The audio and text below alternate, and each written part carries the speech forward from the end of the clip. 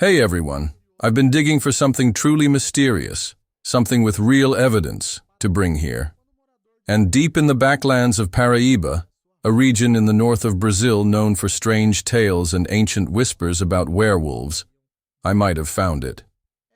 Locals, both elders and younger folks, still speak of encounters with these creatures.